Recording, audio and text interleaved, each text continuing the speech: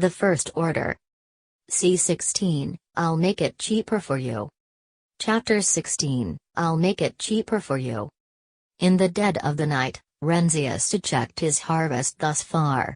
2 days ago, Zhou, Yan Liuan, and the 2 students had each earned him a gratitude token. All in all, he had collected 4 gratitude token coins. However, as he used up one of them, he only had 3 gratitude tokens left and a small bottle of ointment with 2 dosages remaining. Renzius decided to name this ointment the Black Medicine as it was simple and easy to remember. In Renzius's opinion, he could use 1 gratitude token in exchange for 1 bottle of Black Medicine, and each bottle of Black Medicine could be used to treat 3 people. In the long run, having 1 bottle that could get 3 gratitudes in exchange would surely guarantee him a profit. By exchanging the gratitude tokens for the Black Medicine and selling them, it seemed that it would slow down his progress of unlocking the weapon. But the more Black Medicine he exchanged with his gratitude tokens, the more gratitude tokens he would get in return, right? This was an exponential growth, and it might even help to unlock the weapon faster. Moreover, he could still make do with Yan Liuan's bone knife. In the short term, he would not need to go out to hunt. Thus, bringing home the bacon became his utmost priority. He had to earn some money first. Last night, Renzius had a dream. He dreamed that he was standing in the wilderness with a black knife in his hands, the knife as dense and mysterious as the night. Renzius went out early the next morning. He did not carry his cauldron today, taking only Yan Liuan's bone knife with him. Now that Zhou was staying home to look after the 2 shacks, it became very unlikely that they would lose their belongings during the daytime. And frankly, the people in town who harbored evil thoughts would only dare to bully the weak. Why would they resort to stealing from the ruthless Renzius?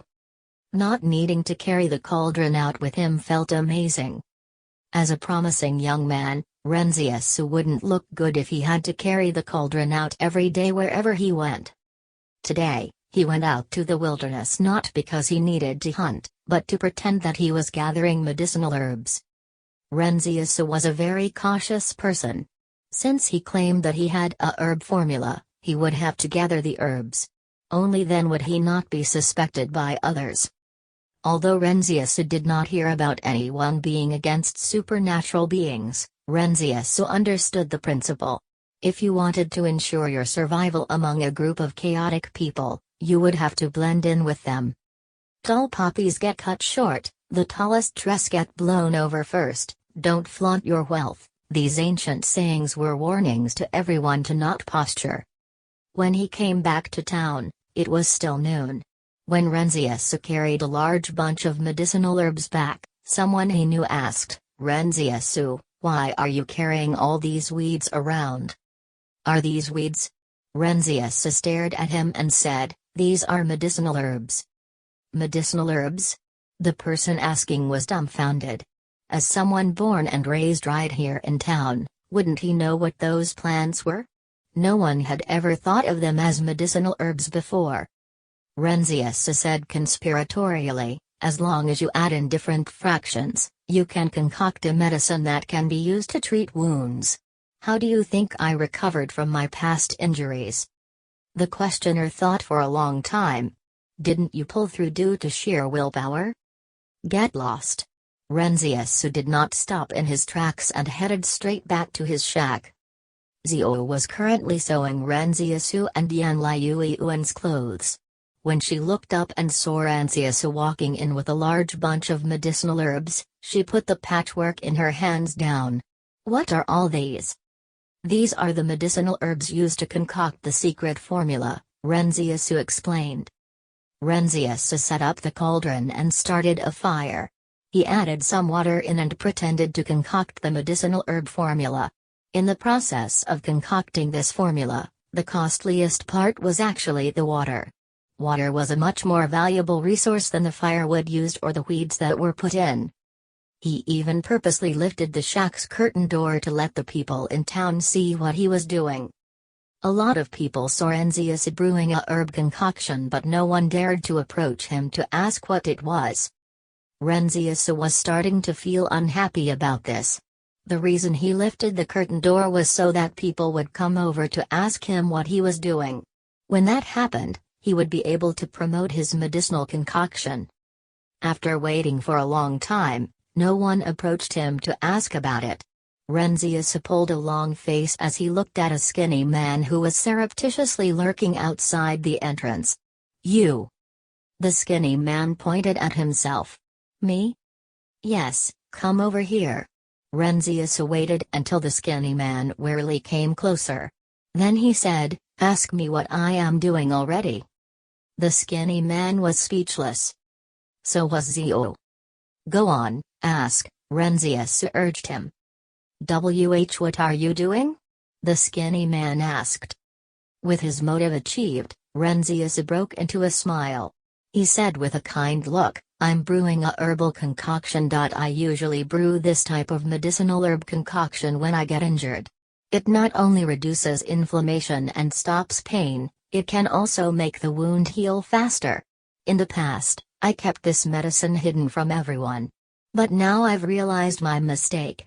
So I've decided that I want to make the concoction and share it with everyone. From today onwards, I'll open a clinic that specializes in treating wounds. Is anyone injured and in need of treatment?" The people standing outside were stunned by the speech that Renzius had just given. However, everyone just looked at one another before dispersing. No one believed him. What a joke. Renzius, you might be impressive, but to suddenly claim that you can treat people's wounds is bullshit. Everyone in the entire neighborhood knows that you pulled through by enduring your injuries in the past. But now you're suddenly telling us that you have a medicinal herb concoction? Like we'd believe you. Renzius wasn't very happy about this.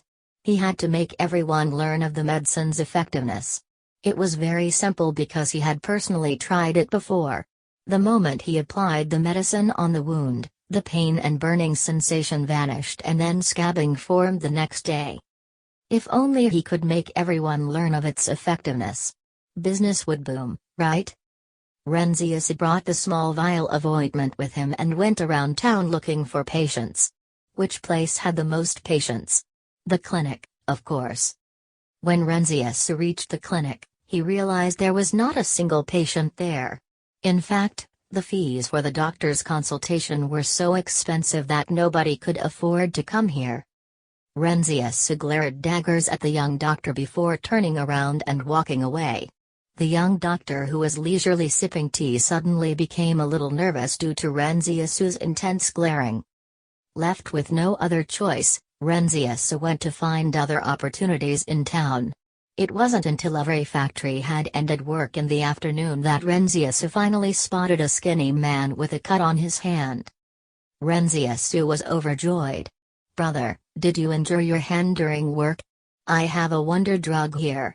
Do you want to try some?" The skinny man looked at him warily as he felt that Renzius's tone did not sound reputable. "No need. Come, try it." Renzius went forward and held the skinny man down. To promote his black medicine, Renzius even bent his most important principle. "I'll make it cheaper for you." But the man was still unwilling. After all, the black stuff on Renzius's hand looked a little dubious. Renzius clenched his teeth and said, "For the sake of publicity, I'll treat your wound for free this time." All right, put away your knife first." When Renzius came out looking for patients to treat, he had brought a bone knife with him. Chapter 17, Totally Unexpected. "Bro," Yan Liuyuan asked Renzius, "did you really treat someone for free this afternoon? That's so unlike you." "Don't ask. Kill yourself if you do," Renzius said bitterly. Honestly speaking, he really wanted to promote the black medicine to everyone. He would largely have to depend on this method to gain the gratitude of others. Moreover, this medicine was also the core of his plan to make money in the short term. So Renzius convinced himself that the beginning was always the most challenging as a consolation. People with big goals should not be hindered by trivialities. He would have to be generous as a person. Renzius was not stingy for the sake of it. He knew well what he had to do at the appropriate times. However, he couldn't help but feel the pinch. Zio consoled with a smile, "Don't worry, you'll definitely succeed." After saying that, Zio returned to her shack and went to bed. In the past, she could not sleep all that well at night. But since moving here, she could always sleep soundly every day. The next morning, the stronghold's clock abruptly rang as though it were reminding everyone that it was time to go work at the factory. Renzius returned with the allocated amount of water that he was allowed to draw for the day. He estimated that it would take 12 hours for the wound to start scabbing over after the black medicine was applied, so he was not in a rush to see what the reactions of the people in town were. Once everyone learned of the effectiveness of the medicine, people would naturally approach him with questions. However, Renzius did not expect that when he carried the bucket of water back, Wang Fugi would be there waiting at the entrance of the shack with a smile. "Old Wang, what are you doing here so early?" "I haven't been out to catch any sparrows lately," Renzius said unhurriedly as he put the bucket on the ground. He glanced into the shack. Quick-witted Yan Liuyuan had already raised his bone knife to guard against Old Wang.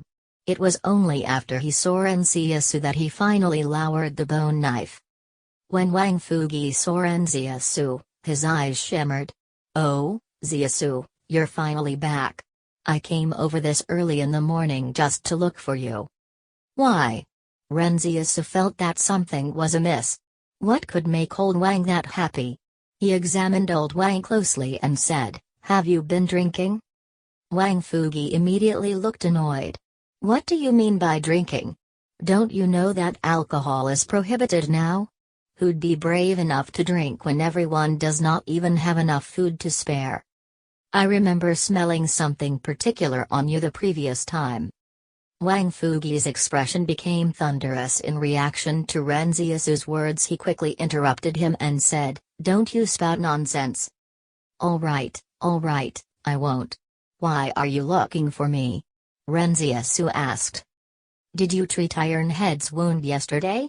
The one who lives on the east side of town?" Wang Fugi said as he winked at him. "Oh, so he's called Ironhead. His head doesn't feel that hard to me, so why does he have that name?" Renzius wondered. "Don't interrupt me," Wang Fugi said, "just tell me if you did or not." "Yes, I did." Renzius was beginning to cheer in his mind. Wang Fugi was a person who would not look for someone without a reason. It must be the black medicine's effectiveness that attracted him and made him see the profitability of it. Why else would he be so polite towards him? This proved that the market for his black medicine was opening up. Wang Fugi was elated when Renzius admitted to it. "Do you still have that medicine? You can give them with me. I'll sell it for you." "You want to sell it for me? No way." Renzius shook his head.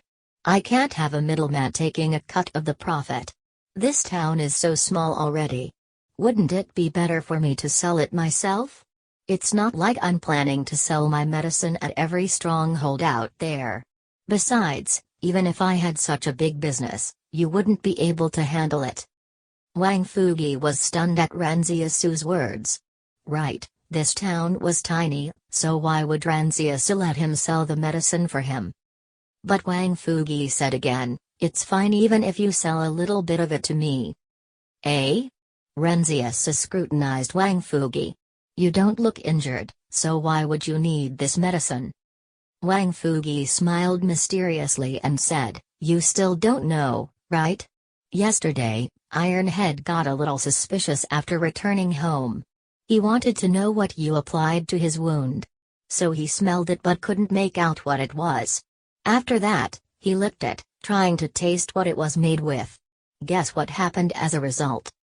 Renzius wondered what the hell was wrong with that guy. He'd even licked it. There was nothing wrong with the black medicine's effectiveness. When Ironhead inspected his wounds that night, he knew that Renzius did not lie to him. It was indeed a good medicine. Driven by curiosity, he was hoping to find out what it was made with. Wang Fugi continued, in the end, he and his wife went at it all night, all the way until this morning. That medicine of yours is way too effective. Renziasu was shocked. Yan Liuyuan, who was in the shack, was also shocked by what he heard. Renziasu had also wondered whether the black medicine could be taken orally and if there would be any side effects. He felt that maybe it could be taken orally, but he did not dare to try it out himself. Now he found out that the medicine had such an effect when it was taken orally. To be able to do it from night until morning, just what kind of medicine was this? Renziasu did not know whether to laugh or cry. Then why are you buying this medicine? He had good reason to ask this. He knew Wang Fugi's wife had passed away several years ago due to illness. So he wouldn't have any reason for taking this medicine. Wang Fugi said unhappily, "Can't I have a second chance at love? It's just that my body's a little weak now." "Eh? You found another woman?" Renziasu chuckled. "Not yet," old Wang said, "but I'm thinking about it. No one would want to marry an impotent man, right? That's why I want to be ready with your medicine." Renziasu laughed. "You're funny, Wang Fugi. Old but energetic. What kind of wife are you looking for?" Wang Fugi said modestly, "As long as she likes me, it's good enough." Renziasu mulled it over. "That's not an easy requirement." Wang Fugi was annoyed. "Are we clothes?" Wang Fugi said with a dark expression, "I'm one of the richest people in town anyway, so why wouldn't a woman take a liking to me?" Renziasu sighed, a little melancholic. "One of the richest people in our town is a grocery store owner. Why does that sound a little shameful?" "Who are you to criticize me? Cut the crap. Do you want to sell it or not?" "Yes." Renziasu gave it some thought before saying, "You get the special acquaintance discount, 600 yuan. Highway robbery." Wang Fugi said angrily. For now, the amount of black medicine that Renziasu had left was only enough for a one-time treatment of wounds. However, based on old Wang's description of the medicine being effective with just one lick, the remaining portion should still be enough for quite a few more licks. However, the sought-after effects of this medicine when taken orally were not driven by necessity, so he could not sell it for too much. "Do you want to buy it or not?" Renziasu snorted at Wang Fugi. "Yes." Wang Fugi then counted out 600 yuan and paid it to Renziasu. He did not even try to haggle over the price. Renziasu could never have expected that the market for his black medicine would get opened in such a manner. His initial plan was to become a doctor so that he could practice medicine to help the people. He never thought he would become an aphrodisiac supplier instead. Wang Fugi spun around and said to Renziasu, "Thank you for this." Gratitude received from Wang Fugi, +1. Renziasu was speechless. He finally had 4 gratitude tokens again, although this gratitude token was earned a little differently from how Renziasu had expected. Chapter 18, It's quite simple. "Bro, this is actually not bad at all." Yan Liuyuan smiled and said, "No matter what effects it has, we can still make money off it." Renziasu was unhappy about this. He whispered, "Is this a matter of making money? How many sincere gratitudes can I even get from this?" Renziasu understood that if he relied on this effect of the medicine to sell it, then the chances of gaining the sincere gratitude of others would be much lower than through saving people's lives. It was only people like old Wang who desired to re-inject some intimacy back into their private lives who would show their gratitude to him. Besides, was his motive to make money? No, he still needed people's gratitude more. Without it, he would not be able to get more black medicine. Renziasu said in annoyance, "If I healed people and saved their lives, everyone in town would start treating me with respect whenever they see me. Just look at that fellow down at the clinic. Even though so many people have died in his care, no one does anything to him. Why? because he's the only doctor in town. You're right, bro, Yan Liuiuan agreed. In reality, it did not matter to him at all. All he knew was they were going to get rich. And most importantly, Renzius said, if I healed people and saved their lives, everyone would address me as Dr. Ren whenever they saw me. If I don't heal people and save their lives, do you know what they'll call me behind my back? Hey, that drug dealer. It was obvious that the social standing of the two were not the same. Yan Liuiuan couldn't hold it in any longer. He was convulsing with laughter in the shack as he said, bro, you have an overactive imagination. However, Renzius was unaware that Old Wang did not use the medicine that he bought from him. After all, Old Wang had not found a lover yet. The vial containing the black medicine was nothing unique. It was just a small, normal-looking porcelain bottle that could be found everywhere in town. The original vial that contained the black medicine was made of glass, and the craftsmanship was of an exceptional caliber. Renzius was worried that people would get suspicious of the medicine again and learn where it came from. After all, no one sold this kind of vial in town. Wang Fugi passed on the small porcelain bottle to one of the town administrators. He was also one of the few people who was sent out here from the stronghold.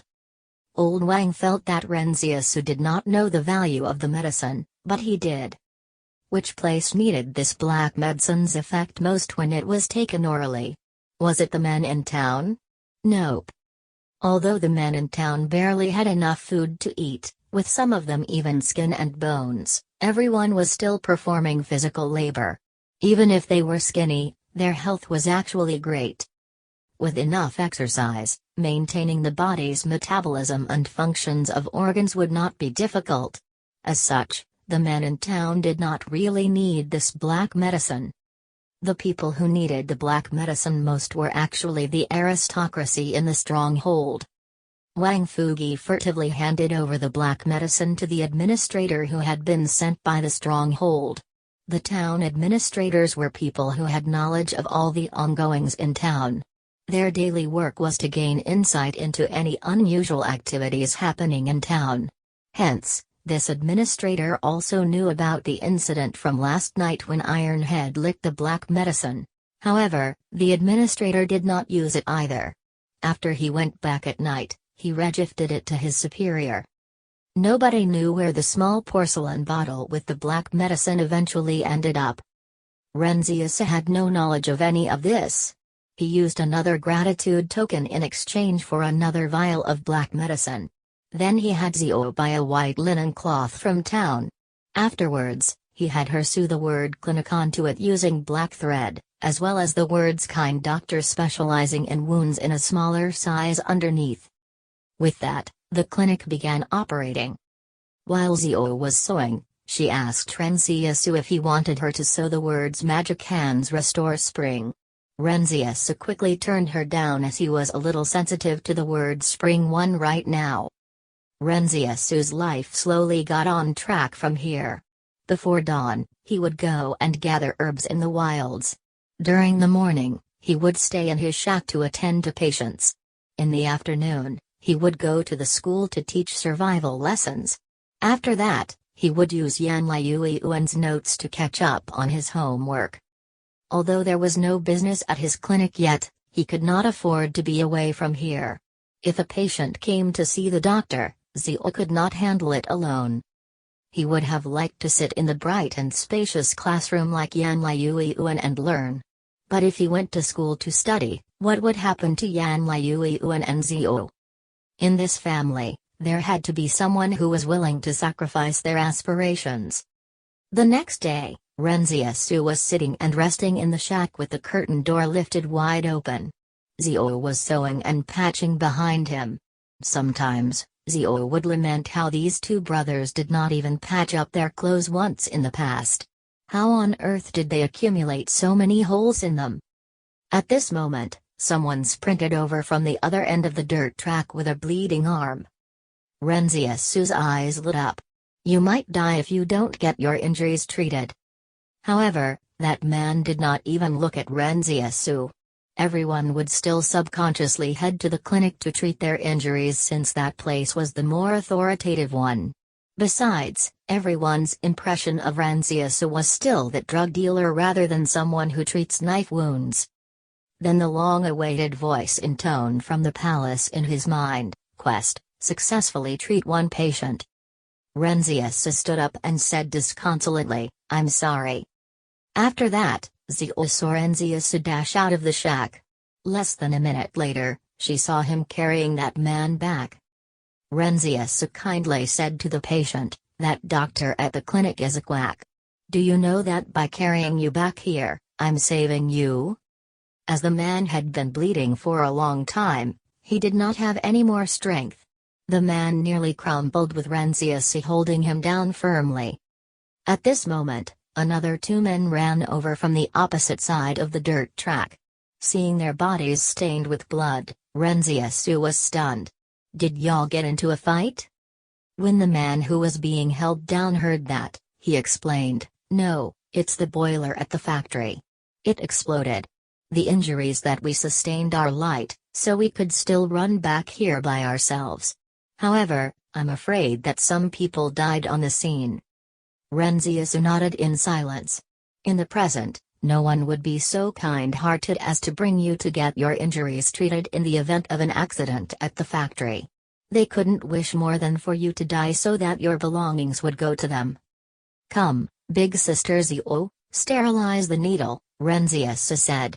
Although he was not worried about the inflammation, he still had to put on an act for the patient, right?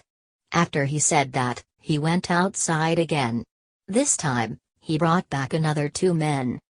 Ranziasu used both his hands and a leg to hold the three of them down. The three of them lost all will to resist. If not for their injuries, Ranziasu would never have been able to hold them down. In fact, they knew they could also get treated at Ranziasu's place. However, they were running towards the clinic out of sheer habit. Now that they had been pinned down, they might as well stop resisting altogether. Then they saw Zio put down the patchwork in her hands. She took the needle that she had been using to sew the clothes and placed it over the fire. As this needle was a little longer, she did not get burned while holding the other end. "Do I just stitch them up?" Zio asked timidly. "Yes. Just stitch their wounds like you're sewing clothes." Ranziasu smiled and said, "It's quite simple."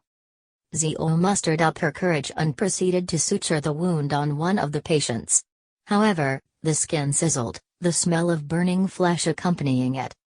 The man trembled as he asked, "I understand that you're using fire to sterilize the needle, but could you at least wait for the needle to cool before you start stitching?" Chapter 19, Why didn't you run faster then? "It was a mistake," Ranziasu explained with a smile. "This is the first day of work for our nurse, so she doesn't know the exact procedures yet. Come, let's continue suturing. Big sister Zio, treat it as sewing clothes." Zio was not afraid of blood. Frankly, everyone in town was used to seeing people die all the time, so it wasn't such a big deal when they had to face minor injuries like these. Besides, she really enjoyed her current job. It wasn't that she liked seeing blood, but that she liked being a useful person. It was common knowledge in town that everyone had to be useful in the current environment as it was full of hardship and difficulties.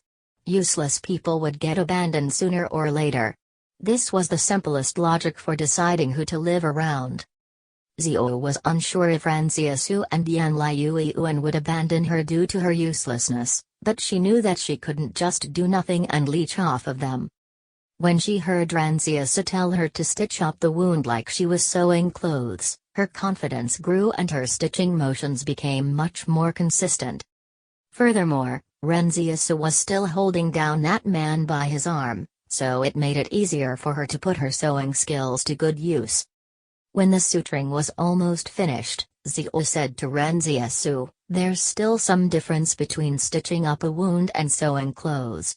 When sewing clothes, the thread should stay hidden in the clothes as far as possible so that it won't be visible.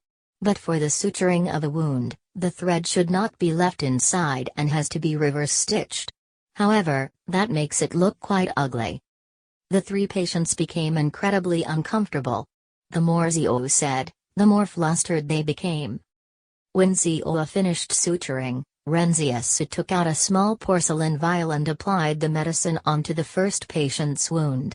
My medicine is very precious, but I will not overcharge you for it. I'll just charge you the same fee as the clinic does, 600 yuan. I believe all of you should be able to afford it. The price of a cotton-padded jacket was around 600 yuan. However, these workers' salaries per month were probably at around 2,200 to 2,800 yuan. This made the price of the goods sold relatively expensive to their salaries earned. But all of this was due to a supply and demand issue. The aristocracy in the stronghold could not wish more for these people to earn as little as possible for the rest of their lives. In that way, they would have to keep working earnestly for the aristocrats. Besides, these workers could not just drop everything and leave since they would not be able to survive in the wilderness. The aristocracy relied on this to exploit the refugees. In the opinion of the aristocracy, it was already nice that they did not make the refugees pay protection money to them when they were living under the protection of the stronghold. But that was only because they felt that protection racketeering was below them. The reason Renziasu could get by in the past without needing to go to work at the coal mine was because he only needed to hunt 3 sparrows a month to earn more than the majority of workers. Even if he did not manage to hunt 3 sparrows, he could scrimp and save and still be able to lead a normal life. These were abnormal times, and people tried resisting it at the beginning. However, they all failed. Renziasu was right that the 3 men could afford the fees. After the black medicine was applied to the wound of the first patient, his pain immediately stopped. He paid up very willingly as the fee would have been the same if he went to the clinic to treat his injury. When the patient who had just been treated was about to leave, Renzius said amiably, "Shouldn't you be saying thanks now that you've been treated?" The man shuddered and quickly turned his head back and said, "Thank you." Renzius nodded in satisfaction. However, when he had a look in the palace, he was startled to find that he did not gain any additional gratitude tokens.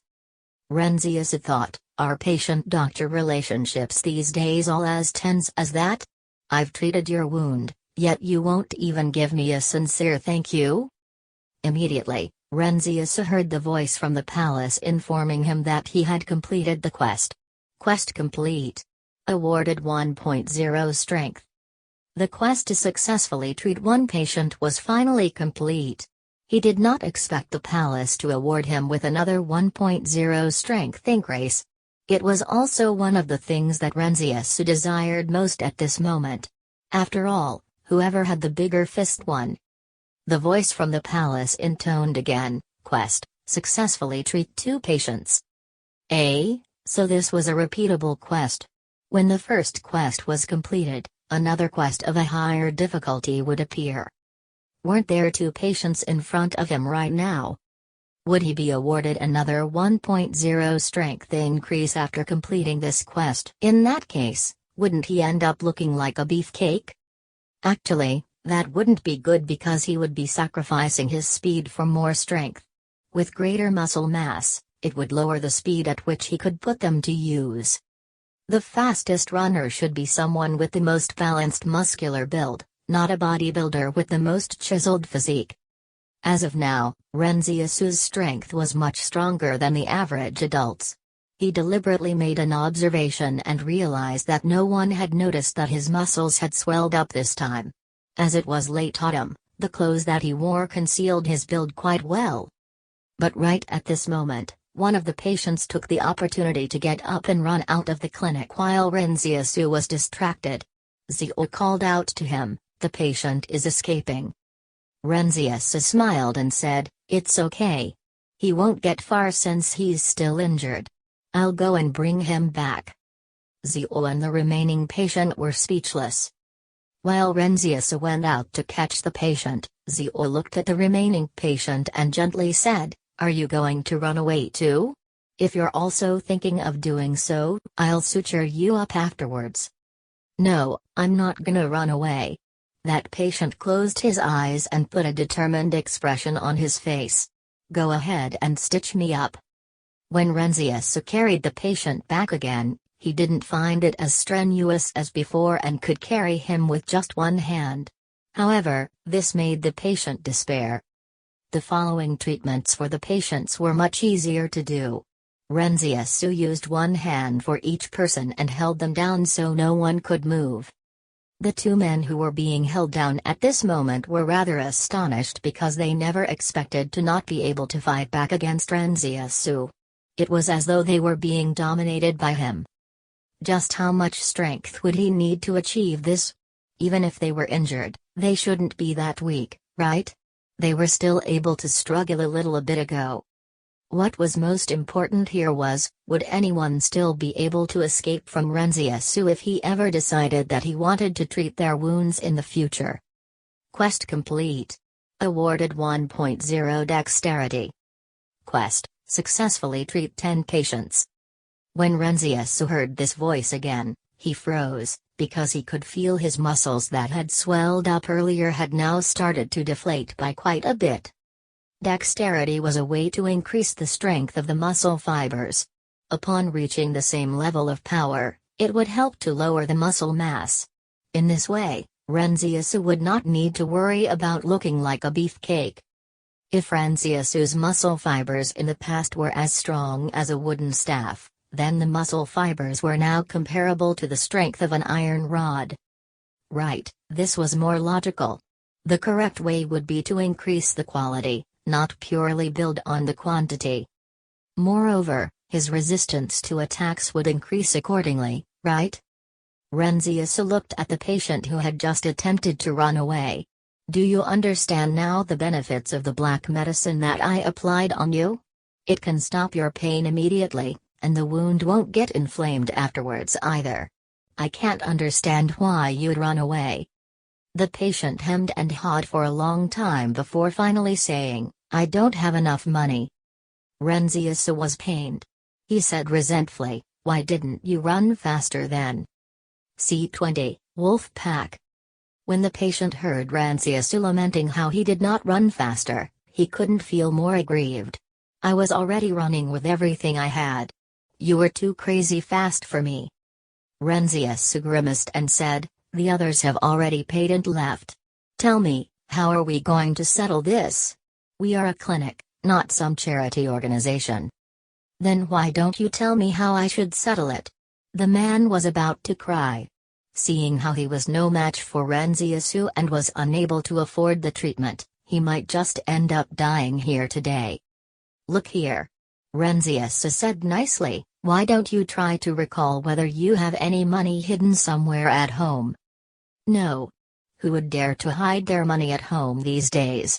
Even your own wife is not trustworthy. The man was nearly driven to despair. Renzius started getting a little impatient. You're a grown man, so don't act like you're being bullied. Just tell me how much money you have on you. It's almost the end of the month, so there's only around 5 days until I get paid. We can't save much money doing what we do. I'm asking how much money you have on you. Renzius yelled.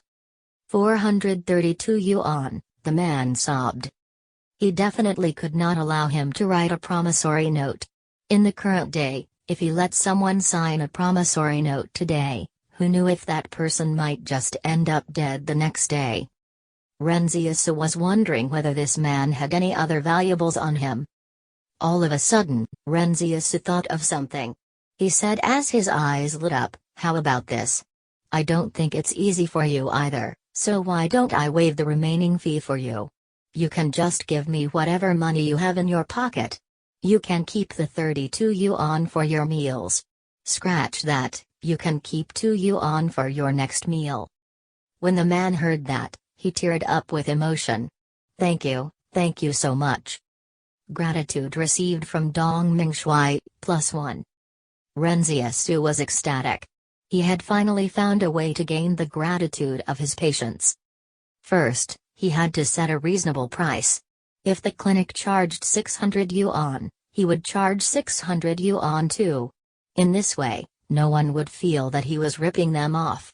Secondly, he would have to put on an act. Even if it meant earning less money, he would earn their gratitude. Making money wasn't the priority, gaining gratitude was. Only by gaining gratitude could he earn money. Within a short period of one day, Renzius had already made 1,630 yuan. This was even faster than if he had gone to hunt for sparrows. Moreover, there wasn't any danger involved. For now, Renzius's number of gratitude tokens was back to 4. It might look like there wasn't an increase, but it was more important he had found a method to gain more of them through trial and error.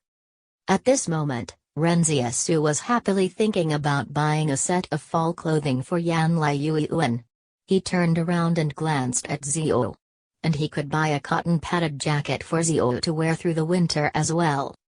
Now that Zio had become their clinic's nurse, Renzius couldn't let her work for nothing, right? But there was no hurry. He could wait and see roughly how much they made in a month before deciding how much to pay Zio. When news of the boiler explosion at the factory spread, many of the town's women got very worried. They were all afraid that something happened to their husbands.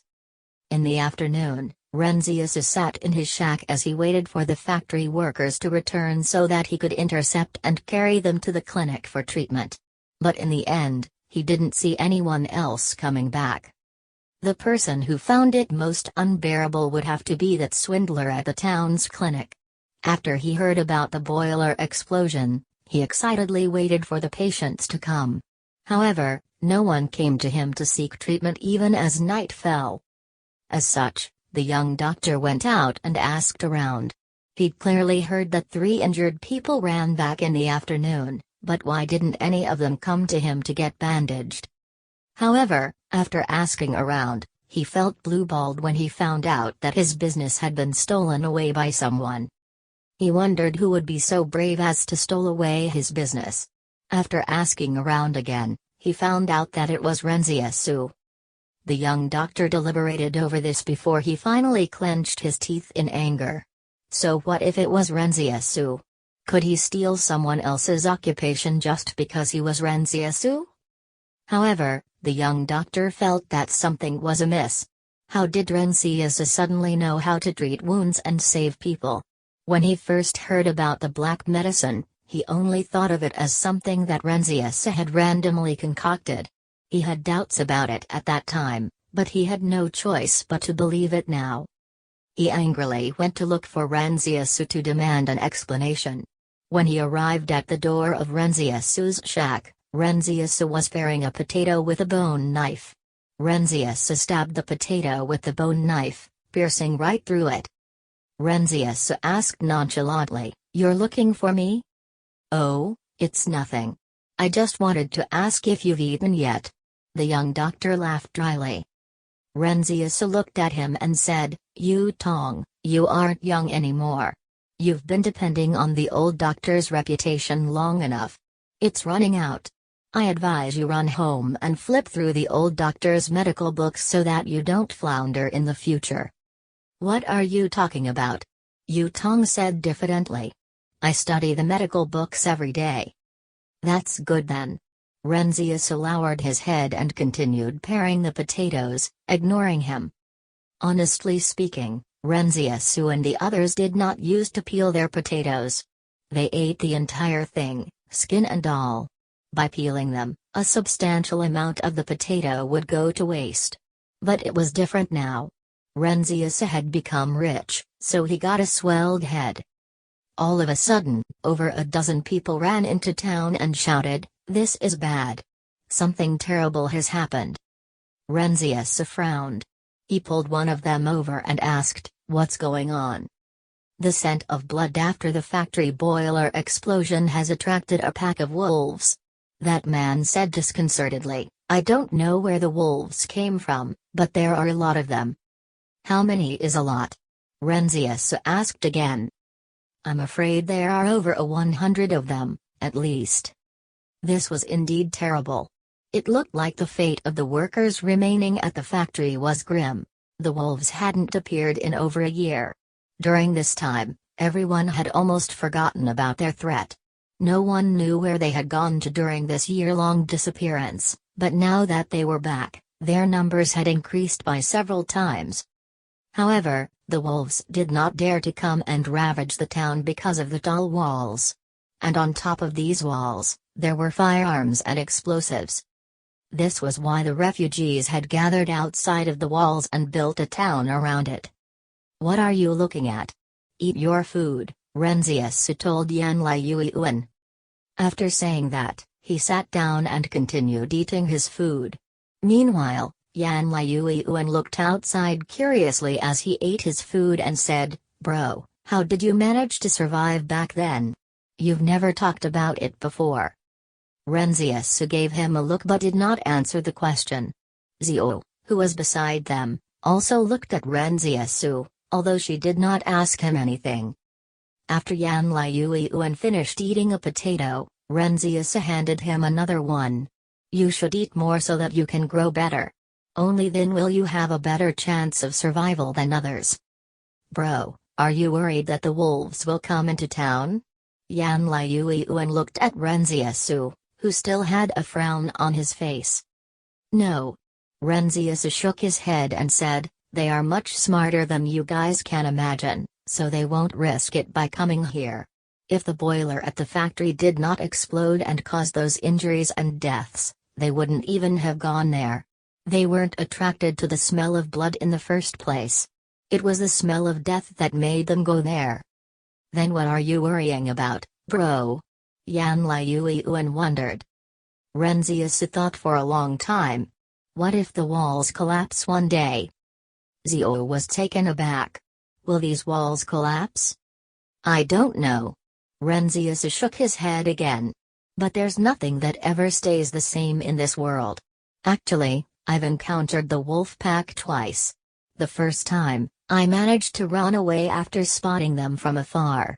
But I wasn't that fortunate the second time around.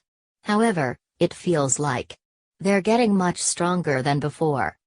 In fact, Renzius was also wondering what would happen if the walls collapsed one day. What would happen to this society?